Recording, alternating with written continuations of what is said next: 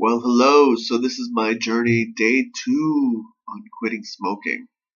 Smoking is a very bad habit, and it's extremely addicting. The I believe nicotine itself is extremely addicting. I mean, and I'm going to open up to you, and it's going to get a little gross. But it got to the point where I didn't want to have to spend money for cigarettes, so I was trolling the floor for butts, and I would take those butts and my justification was I'm not paying the tobacco companies. So, so what I would do, I almost stopped. I was like, no, just keep going. So what I would do is I would roll my own cigarettes and I would smoke my own cigarettes, and I felt it was less, so it was okay. My next door neighbor, it started with my neighbor. It pretty much got going with my next door neighbor. My next door neighbor would smoke filterless cigarettes, and we would sit there and chat. And we would smoke filterless cigarettes, and I miss her. And there was a certain level of bonding. For me, it's a psychological thing. It's a psychological thing that links into certain levels of bonding. So I need to let go of those certain levels of bonding.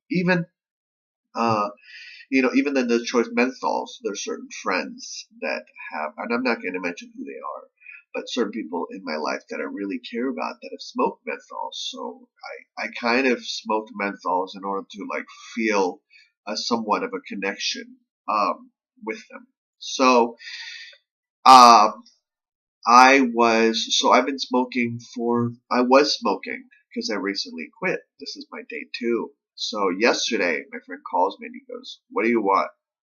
Because he's coming up here. And I go, "Can you see if you can find like one of those like tobacco cigarettes, those $1 spliffs? No, not spliff. What is it? Swisher Sweet. And then I can kind of like break that up and smoke it individually. And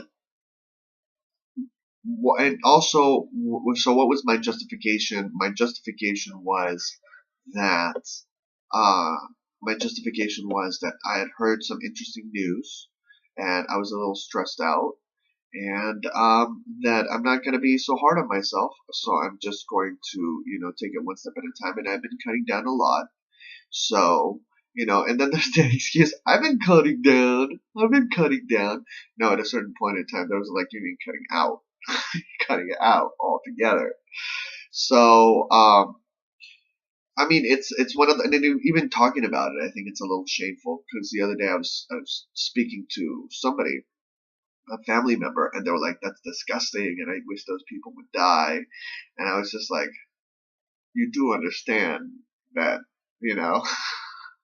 I don't know if you know or not know, but and this person happened to be in the medical field, and it just totally like there's a stigma, and I think that people don't understand that, and that's why it's so important to have the conversation with your children about smoking, because smoking is so addicting that you sit there and for the next now I have to quit, and what does it do to your body, what does it do to your skin, what does it do to your entire system?